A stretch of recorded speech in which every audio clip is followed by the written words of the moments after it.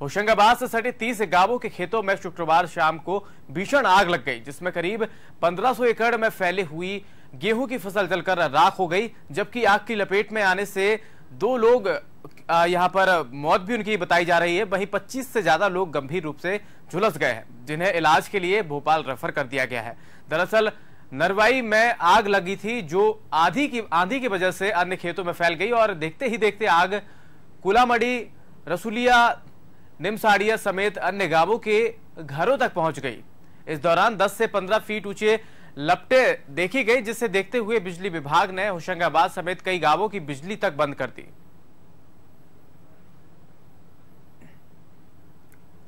वहीं आपको बता दें, प्रशासन ने जिला अस्पताल में भी अलर्ट कर रखा है और करोड़ों के नुकसान की आशंका भी जताई जा रही है इस आग की वजह से।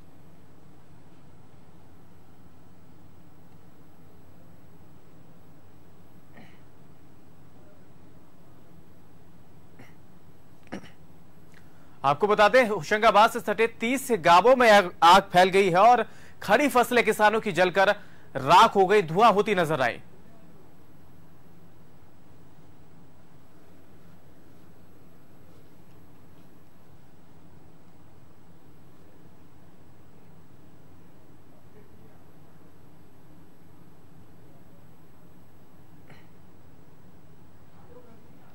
हमारे साथ संवाददाता आलोक हरदेनिया जुड़ गए हैं।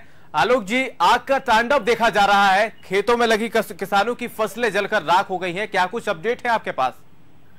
निशान जी, बता दूं कि कल जो 18 किलोमीटर प्रति घंटे की रफ्तार से तेज आंधी चली, उसके बाद में एक के बाद एक खेत से दूसरे खेत, दूसरे से तीसरे, ऐसे करते करते 30 गांव के खेत तक ये आग पहुंच गई। लगभग 5000 एकड़ की फसल जलकर राख हो चुकी है, करोड़ों रुपए का नुकसान हुआ है।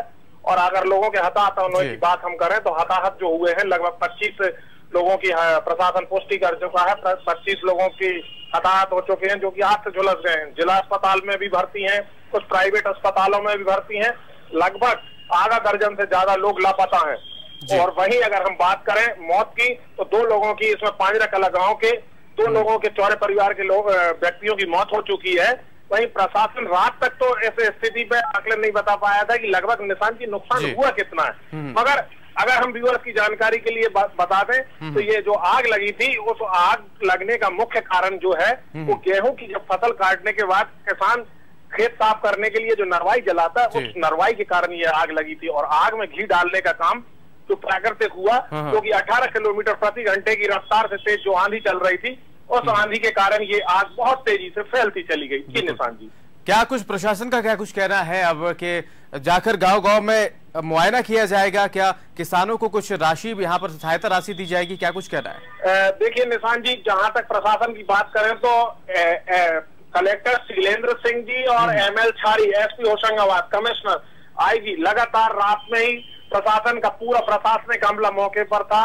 और पुलिसकर्मी तो देवदूत बन गए।